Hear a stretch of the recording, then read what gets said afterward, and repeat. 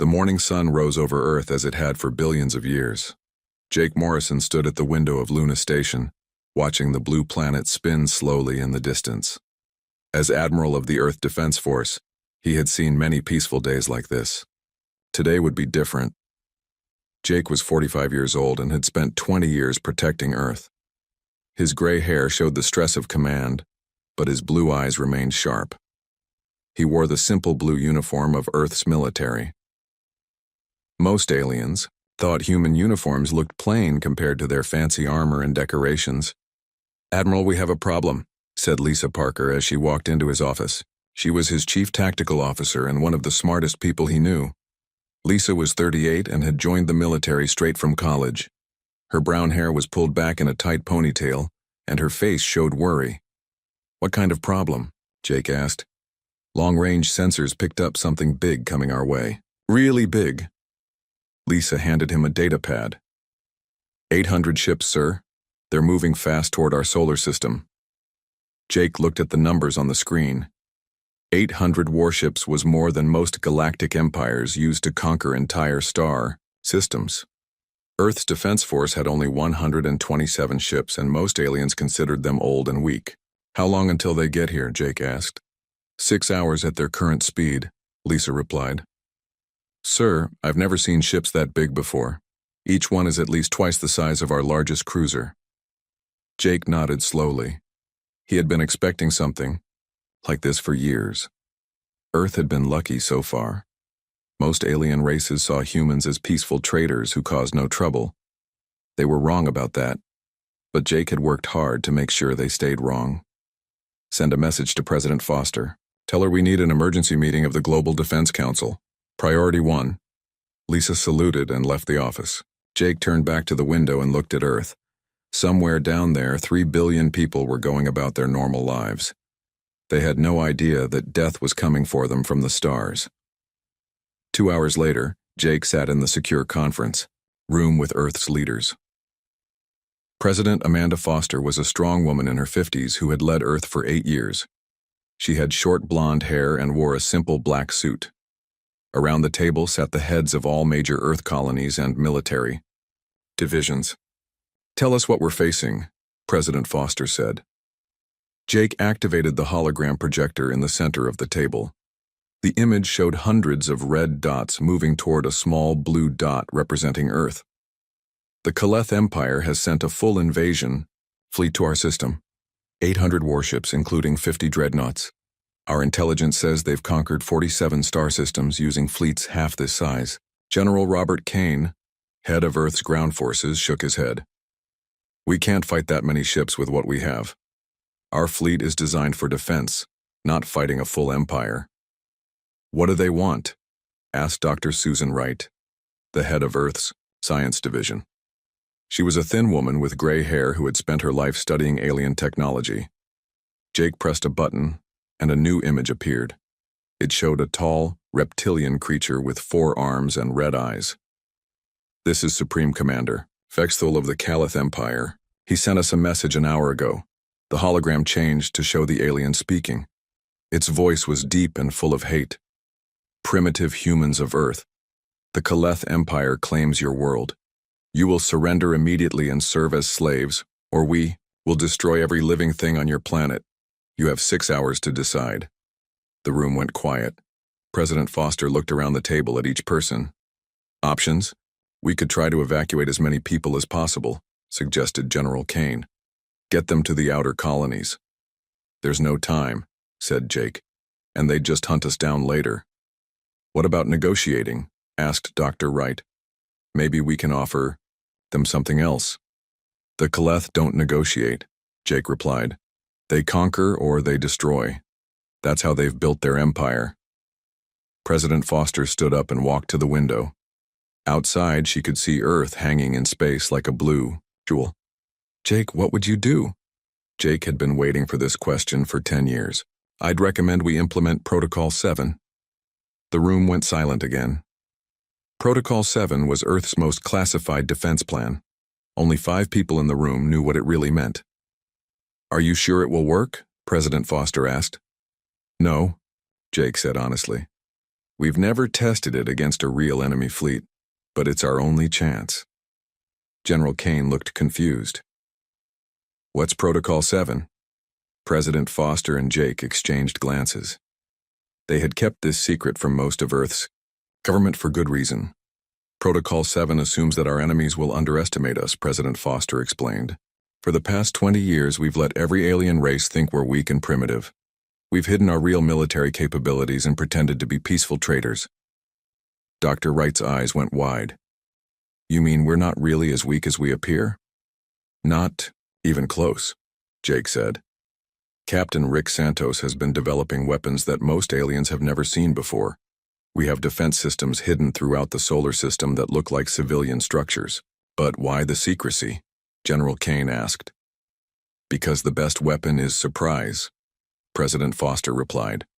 If our enemies knew how strong we really are, they'd come at us with everything they have. This way they send just enough ships to conquer what they think is a weak planet. Jake activated his communicator. Captain Santos, are you ready? A young voice came through the speaker. Yes, sir. All hidden weapons are online and ready. The asteroid belt platforms are armed and waiting. Captain Beth Williams, status on the outer defense grid? Ready, Admiral. They have no idea what they're flying into. President Foster walked back to her chair and sat down. Gentlemen and ladies, the Kaleth Empire is about to learn why you should never underestimate humanity. Jake, you have full authority to implement Protocol 7. Yes, Madam President. Jake stood up and straightened his uniform. Lisa, send a message to the Kaleth fleet. What should it say, sir? Jake smiled for the first time that day. It was not a kind smile. Tell them they have 1 hour to leave our solar system. Tell them this is their only warning. President Foster raised an eyebrow. They'll think we're insane. Good, Jake replied. Let them think that right up until the moment we destroy them all. As Jake left the conference room, he felt the weight of Earth's future on his shoulders. In 5 hours, the galaxy would learn that humanity was not the weak, peaceful race they appeared to be. The Kaleth Empire had made a fatal mistake. They had threatened Earth, and now they would pay the price. The war for Earth's survival was about to begin. Supreme Commander Vexthul stood on the bridge of his flagship, the mighty dreadnought Conquest. The ship was 3 kilometers long and carried enough weapons to destroy a moon. Around him, his officers prepared for what they believed would be an easy victory. Commander, we received a response from the humans, reported his communications officer, a thin Kaleth with yellow markings on his scales. Put it on the main screen, Vexthul ordered. The message appeared in simple text. Vexthul read it and began to laugh. His deep rumbling laughter filled the bridge, and soon his officers joined in. They want us to leave? Vexthul said between laughs. These primitive mammals think they can threaten the Kaleth Empire?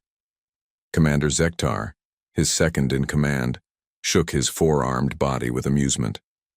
My lord, our intelligence reports say they have only 127 ships. Most of them are old cargo vessels converted for military use. And what do they plan to fight us with? Asked Vexthul. Harsh language? The bridge erupted in laughter again. The Kaleth had conquered 47 star systems. They had destroyed fleets 10 times larger than Earth's pathetic defense force. Some of their enemies had possessed advanced weapons and powerful shields. The humans had nothing that could threaten the mighty Kaleth Empire. Begin the attack, Vexthul ordered. I want this over quickly. We have 3 more systems to conquer this month. The Kaleth fleet moved forward in perfect formation. 800 warships advanced toward Earth like a dark cloud of death. Each ship carried thousands of troops ready to occupy the human world. The Kaleth had done this many times before. On Luna Station, Jake Morrison watched the enemy fleet approach. His face showed no emotion, but inside his heart was pounding. Everything depended on the next few hours. If Protocol 7 failed, humanity would be wiped out. Admiral, all hidden platforms are reporting ready, Lisa Parker announced. Captain, Williams confirms the asteroid belt grid is online. Jake nodded. Good. Let them get closer. Around the solar system, Dozens of structures that looked like mining stations and research facilities began to change. Hidden panels slid open to reveal massive weapons. What the Caliph thought were civilian installations were actually the most powerful defense network ever built.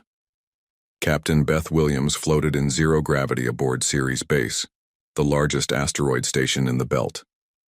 For 5 years, she had pretended to run a simple mining operation. In reality, she commanded a fortress that could destroy entire fleets. "All stations report ready, Captain," said her weapons officer, Lieutenant Dan Murphy. He was 28 years old and had spent 3 years preparing for this moment. "Remember," Beth said into her communicator, "wait for my signal. Let them think they're winning until they're too deep to escape." Dr. Alan Cross sat in his laboratory deep inside Earth's moon. Around him, machines hummed with energy that could tear apart the fabric of space itself. For 10 years, he had worked in secret, developing weapons that used principles most alien races had never discovered.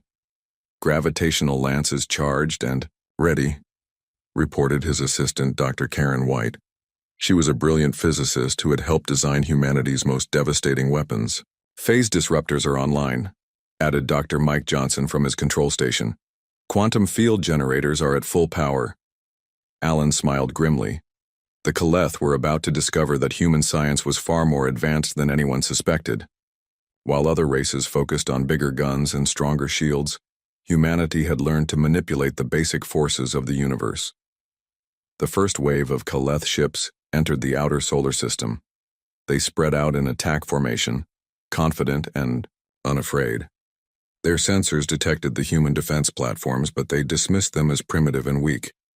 "Look at those pathetic weapons," laughed Commander Zektar as he studied the sensor readings. "They're using kinetic projectiles and simple energy beams. Our shields will stop those easily." Vexthul nodded in agreement. "Order the first wave to destroy those platforms quickly. I want to be drinking victory wine within the hour." 50 Caliph cruisers accelerated toward the asteroid belt. Their crews were relaxed and confident. This would be easier than their last 3 conquests. The humans seemed even weaker than intelligence had suggested. Captain Rick Santos waited aboard his stealth ship, the EFS Retribution. His vessel was invisible to Caliph sensors, hidden by technology that bent light and energy around it. Rick was 35 years old and had spent his entire career developing new ways to fight in space. "Sir, enemy ships are entering the kill zone," reported his pilot, Lieutenant Amy Foster. She was the president's niece and one of the best pilots in Earth's fleet. "Wait," Rick said calmly. "Let them get comfortable." The Caliph ships moved deeper, into the asteroid belt. Their commanders saw the human platforms and prepared to destroy them with overwhelming firepower. They had no idea they were flying into a carefully prepared trap. "Fire at will," ordered the lead Caliph captain. Energy beams and plasma bolts shot out from the alien ships toward the human platforms. The attacks hit their targets and exploded in brilliant flashes of light. The Caliph crews cheered, thinking they had won their first victory. But when the light faded, the human platforms were still there. Their shields had absorbed the attacks completely. "What?" gasped Commander Zektar. "Those platforms should have been destroyed, sir," reported his weapons officer. "Our scans show their shield strength is impossible. No civilization has defensive technology that advanced." On the bridge of the Conquest, Vexthul stared at the tactical display. The human platforms had taken direct hits from weapons that could level cities, but they showed no damage at all. "Increase firepower," he ordered. "Concentrate all attacks on one platform." 100 Caliph ships focused their weapons on a single human station. The combined attack had enough power to crack a planet's crust. Energy beams, plasma cannons, and fusion missiles struck the platform in a massive explosion that lit up space. When the explosion faded, the platform was completely undamaged. "This is impossible," whispered Vexthul. "No shield can withstand that much firepower." Beth Williams smiled from her command center on Ceres Base. The Caliph had just revealed their full offensive capability, and it wasn't enough to scratch humanity's defenses. Now, she said quietly into her communicator.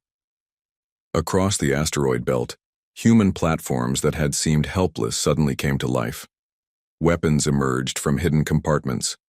Energy signatures spiked to levels that made Caleth sensors scream warnings. The first gravitational lance fired from Rick Santos's ship. The weapon created a focused beam of warped space-time that passed through the Caleth energy shields as if they didn't exist. The beam struck an enemy cruiser and crushed it instantly, compressing 300 meters of starship into a ball of twisted metal. "Sir, we just lost the destroyer," reported a panicked Caleth officer. It was crushed by some kind of gravity weapon. More beams fired from hidden human ships. Each shot destroyed a Caleth vessel instantly. The aliens had never seen weapons that could manipulate gravity itself. "All ships, evasive maneuvers," Vex Thule shouted. "Return fire on those platforms." But the Caleth couldn't target what they couldn't see. Human ships appeared and disappeared using stealth technology that made them invisible. They struck from impossible angles and vanished before the enemy could respond. Captain Nicole Turner led a squadron of fighters that seemed to phase in and out of reality. Her ships used quantum technology to exist in multiple dimensions at once. They could attack and then disappear into quantum space where no weapon could follow. "Target their command ships," Nicole ordered. "Let's show them what real space combat looks like." Her fighters materialized inside the Caleth formation and fired quantum torpedoes that disrupted matter at the atomic level. Enemy ships simply fell apart as their molecular bonds were severed. In the first 10 minutes of battle, the Caleth lost 50 ships without destroying a single human platform. Their weapons couldn't penetrate humanity's defenses, while human weapons cut through Caleth shields like they were made of paper. "Sir, we need to retreat," Commander Zektar said urgently. "These humans have technology we've never encountered." Vex Thule's red eyes burned with rage and confusion. "Impossible. Our intelligence said they were primitive. How can they have weapons more advanced than ours?" The answer was simple, though the Caleth would never understand it.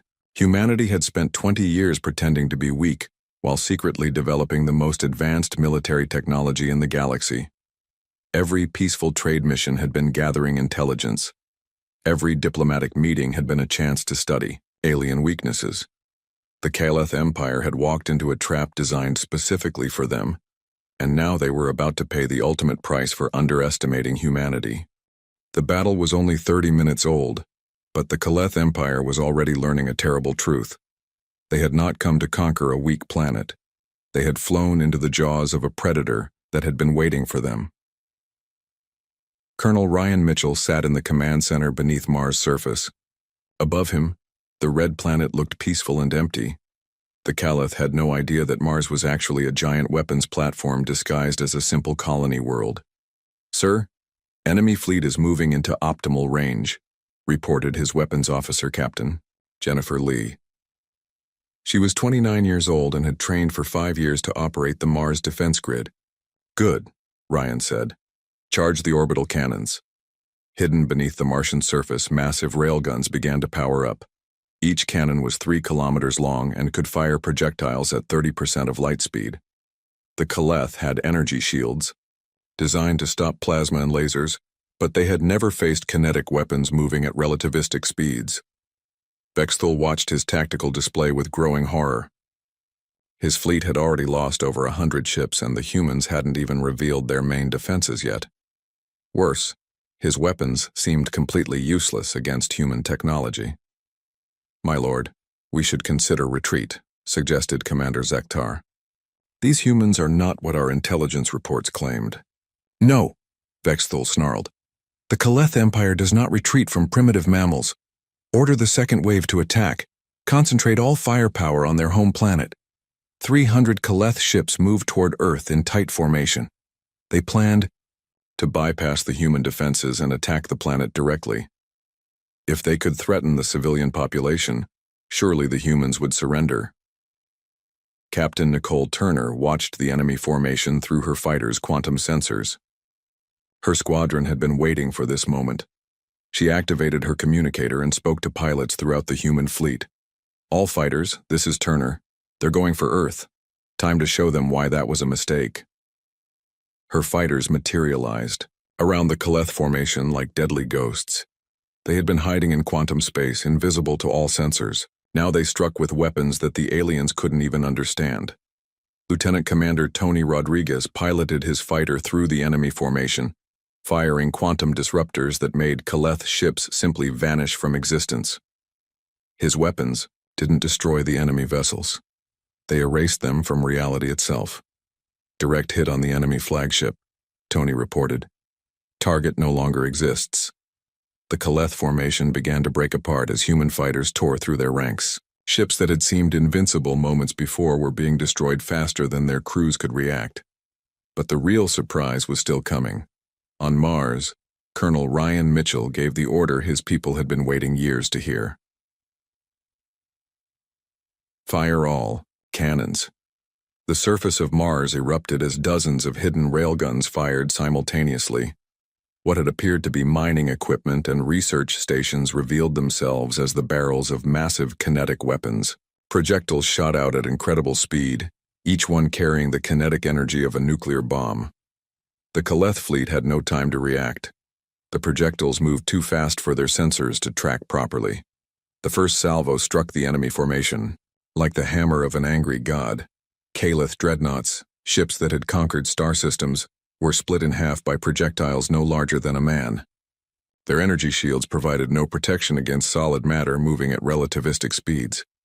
The kinetic energy was so enormous that it turned the impacts into nuclear explosions.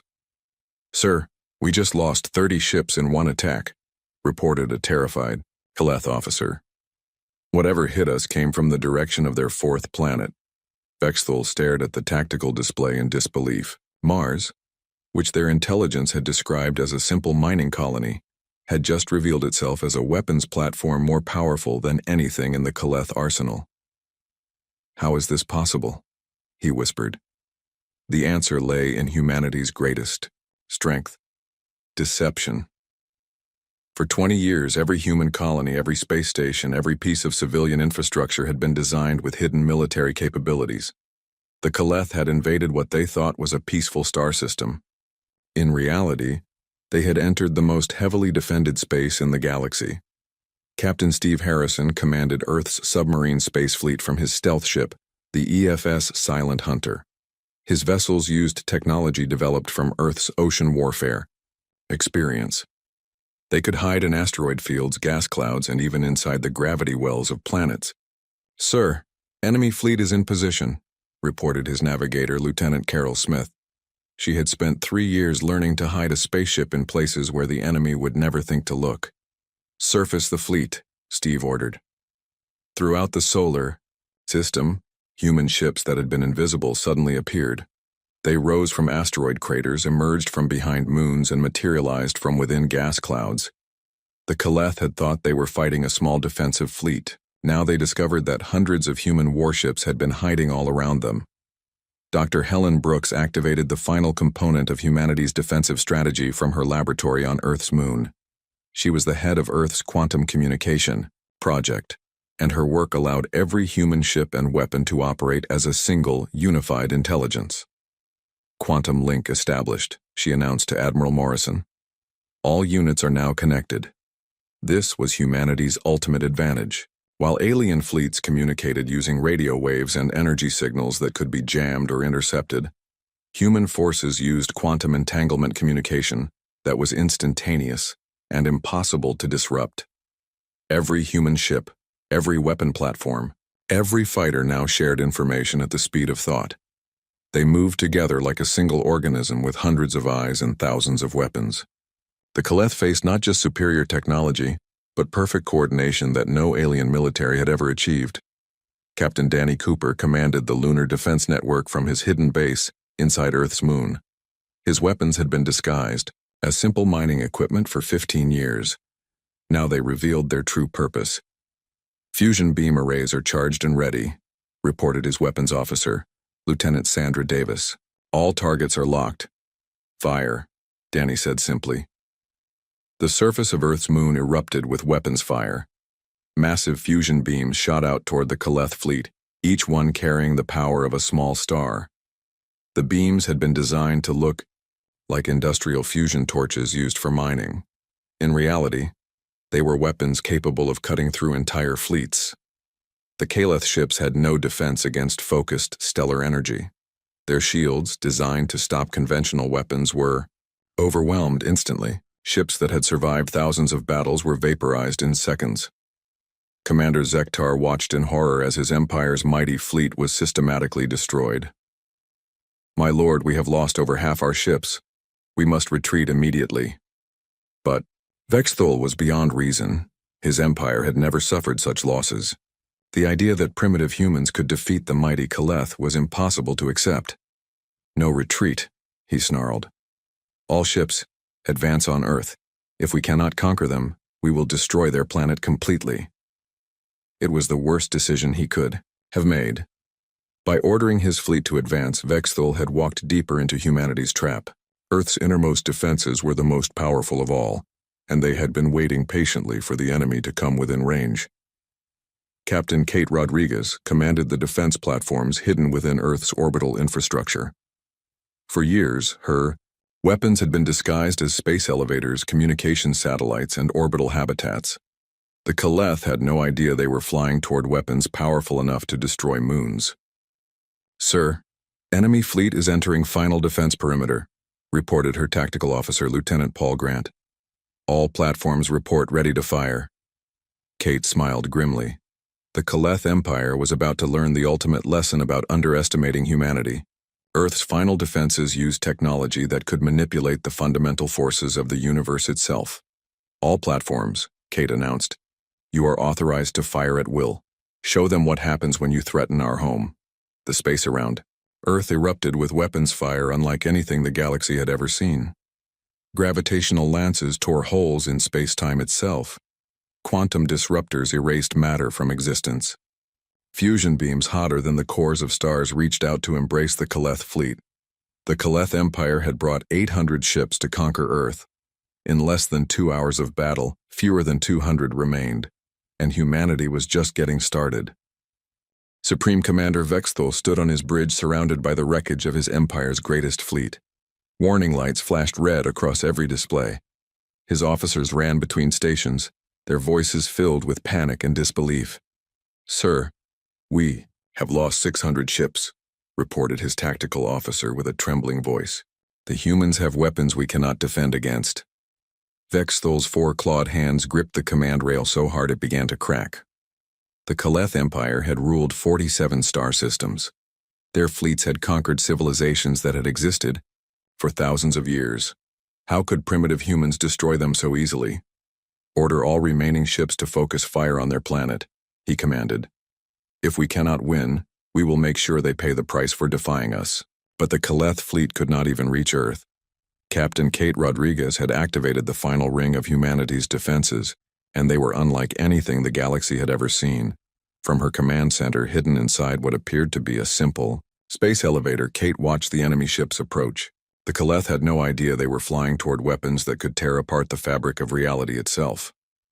"Ma'am, all molecular disintegration fields are online," reported Lieutenant Paul Grant. "Gravity well generators are at full power." Kate nodded. "Good. Let's show them what human science can really do." She pressed a series of buttons and space around Earth began to change. The Kaleth sensors detected massive energy buildups, but they could not understand what was happening. Their science had never advanced beyond conventional physics. The first molecular disintegration field activated directly in the path of 50 Kaleth ships. The invisible barrier didn't look dangerous, but when the alien vessels flew into it, they simply fell apart. Every molecular bond in their hulls was severed simultaneously. Metal, plastic, and organic material all separated into their basic atoms. "By the gods," whispered Commander Zektar as he watched 50 warships dissolve into clouds of component elements. "What kind of weapon is that?" His question was answered when the second field activated. This one created a localized gravity, well so intense that space-time itself began to bend. Kaleth ships were pulled into the artificial black hole and crushed down to the size of marbles before vanishing completely. Dr. Helen Brooks watched the battle from her quantum laboratory and felt a mixture of pride and sadness. Humanity had created these weapons to defend their home, but she knew that using them would change everything. The galaxy would never see humans as peaceful traders again. "Admiral Morrison," she said into her communicator, "quantum entanglement. Network is at maximum efficiency. All defense platforms are operating as a single unit." This was perhaps humanity's greatest achievement. While the Calith fleet struggled with communication delays and coordination problems, every human weapon was connected through quantum links that allowed instant coordination across the entire solar system. Captain Danny Cooper fired his lunar fusion arrays again, and this time the beams were perfectly coordinated with attacks from Mars, the asteroid belt, and Earth's orbital platforms. The combined assault struck the Calith formation with the power of a supernova, destroying another 100 ships in seconds. But the most devastating weapons were yet to come. Captain Lisa Rodriguez commanded Earth's final secret weapon from a sucker station hidden deep beneath the Pacific Ocean. Her team had spent 10 years developing technology that most human scientists thought was impossible. Weapons that could manipulate the quantum foam that underlies all reality. "Ma'am, quantum vacuum manipulators are ready," reported her chief engineer, Dr. Mark Taylor. He was only 26 years old, but he was one of the few people who understood how to weaponize empty space itself. "Fire," Lisa ordered. "What happened?" Next broke every law of physics that the Calith understood. The quantum vacuum around their ships began to fluctuate wildly. Virtual particles that normally existed for infinitesimal fractions of seconds suddenly became real and stable. The energy released was beyond calculation. Calith dreadnoughts that had survived nuclear bombardments and plasma storms were torn apart by forces that emerged from what they thought was empty space. Their scientists had never discovered that vacuum itself contained infinite energy, and humanity had learned to release it. Vexthul watched his tactical display as his remaining fleet was destroyed by weapons that seemed to violate the basic laws of nature. Ships simply vanished. Others were crushed by artificial gravity. Some fell apart at the molecular level, while others were consumed by energy that came from nowhere. "Sir, we must retreat," begged Commander Zektar. "We have lost 700 ships. If we stay, they will destroy us all." For the first time in his military career, Vexthul considered retreat. The Calith Empire had never faced an enemy like this. These humans had technology that seemed like magic. Their weapons used principles that Calith science had never even theorized. "All ships fall back to minimum safe distance," he finally ordered. "Prepare for retreat." But as the surviving Calith ships turned to flee, they made a horrible discovery. The entire solar system had become a trap. Every escape route was covered by hidden human defenses. Weapons platforms that had seemed like simple asteroids now revealed themselves as guardians of the outer system. Captain Tom Bradley commanded the outer perimeter defenses from his flagship, the EFS Guardian. He had been waiting patiently for this moment when the Calith would try to run. "Sir, enemy fleet is attempting to retreat," reported his weapons officer, Lieutenant Amy Chen. "They're heading for the jump point near Jupiter." "Not today," Tom said grimly. "All ships, implement containment protocol. Nothing leaves this system alive." The Calith fleet found themselves surrounded by weapons they had never detected. Human ships emerged from the shadows of planets and moons. Defense platforms that had seemed like debris fields powered up and revealed their true nature. Captain Rick Santos led the final assault with his experimental weapons. His gravitational lances reached out across millions of kilometers to crush fleeing Calith ships. Each shot bent space-time itself, creating pockets of crushing gravity that no shield could resist. "This is for threatening our home," Rick said as he fired his most powerful weapon. The gravitational pulse created a brief artificial black hole that consumed an entire Calith squadron before collapsing harmlessly. Dr. Alan Cross activated his most devastating creation from his lunar laboratory. The reality distortion field was humanity's ultimate weapon, capable of rewriting the laws of physics in a localized area. Any Calith ship caught in the field simply ceased to exist, not destroyed but retroactively prevented from ever being built. The Calith Empire's greatest fleet was being systematically annihilated. 800 ships had become 50, then 20, then 10. Each human weapon was more advanced than anything the aliens had imagined possible. Commander Zektar looked around the bridge of the Conquest with terror in his eyes. They were one of only 5 ships remaining from the mighty armada. "My lord, perhaps we should surrender. Ask for mercy." Vexthul laughed bitterly. "Mercy? Look around you, old friend. Do you see any mercy in what these humans have done?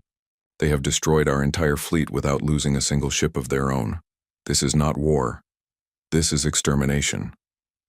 He was right. The battle had lasted 4 hours, and humanity had not suffered a single major loss.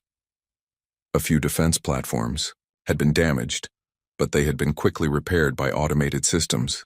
The human casualties numbered in the hundreds, while Kaleth losses were approaching 800,000 dead. Captain Nicole Turner led her fighter squadron in the final attack on the surviving Kaleth ships. Her quantum weapons phased through, their shields and armor as if they were made of air, striking directly at the power cores. "Target their flagship," she ordered. "Let's finish this." But Vexthul had one last surprise. As the human fighters approached, he activated the Conquest's self-destruct system. If he was going to die, he would take some humans with him. "For the Empire," he roared as his ship began to overload its reactors. The explosion was visible from Earth, a brief new star that flared and died in the darkness of space. But when the light faded, the human fighters were still there, protected by shields that had absorbed the blast completely. The last Kaleth ship in the solar system was gone, and with it died the myth that the Kaleth Empire was invincible. Humanity had not just won a defensive victory, they had completely destroyed an invasion force that should have been able to conquer 100 worlds. On Luna Station, Admiral Jake Morrison looked at his tactical display. Every red dot representing an enemy ship had vanished. The solar system was clear. "Ma'am," he said into his communicator to President Foster, "the Kaleth threat has been eliminated. All enemy ships destroyed. We are ready to broadcast our message to the galaxy." The real battle was over, but now came the most important part, making sure the galaxy understood what had happened here. Earth was no longer a peaceful trading partner, to be ignored. They were a military power that demanded respect, and any civilization foolish enough to threaten humanity would face the same fate as the Kaleth Empire. Silence filled the solar system where moments before the greatest space battle in galactic history had raged. The wreckage of 800 Kaleth warships drifted in the void like a metal graveyard. Not a single enemy vessel had escaped to tell the tale. Admiral Jake Morrison stood in his command center on Luna Station, looking out at the debris field that had once been the pride of the Kaleth Empire. His uniform was still perfectly clean. The battle had ended so quickly that he hadn't even had time to work up a sweat. "Casualty report," he said to Lisa Parker. 12 ships damaged, 3 destroyed, Lisa replied, reading from her datapad. "Total casualties, 437 wounded, 68 dead. All repair operations are already underway." Jake nodded slowly. In 8 hours of combat, humanity had destroyed an invasion force of 800 ships while losing only 3 of their own. The kill ratio was so extreme that most civilizations would refuse to believe it. "And their casualties?" he asked, though he already knew the answer. "Complete," Lisa said simply. 800 ships, approximately 800,000 crew members. No survivors. President Amanda Foster's voice came through the communicator from Earth. "Admiral, are you ready to send our message to the galaxy?" "Yes, Madam President. All quantum communication arrays are online and ready." Jake walked to the central command station, where Dr. Helen Brooks had prepared humanity's most important broadcast. This message would reach every civilized world in the galaxy simultaneously, thanks to quantum entanglement technology that most aliens didn't even know existed. "Broadcasting in 3, 2, 1, Dr. Brooks announced. Across the galaxy, on hundreds of worlds belonging to dozens of different species, the same message appeared on every communication device at exactly the same moment. The words were simple, but their meaning would change the balance of power in the galaxy forever. "This is President Amanda Foster of Earth," the message began. 8 hours ago, the Kaleth Empire sent 800 warships to conquer our world. We gave them one opportunity to leave peacefully. They refused. Not a single Kaleth ship survived the battle. Any civilization that threatens humanity or our allies will meet the same fate. Earth offers friendship to all peaceful races, but we will show no mercy to those who choose war. The message was transmitted in over 300 alien languages, ensuring that every spacefaring species would understand it perfectly. Along with the words came detailed sensor recordings of the battle, showing exactly how the mighty Kaleth fleet had been destroyed. On the Zephyrian homeworld, Chancellor Velnara watched the recordings with growing amazement.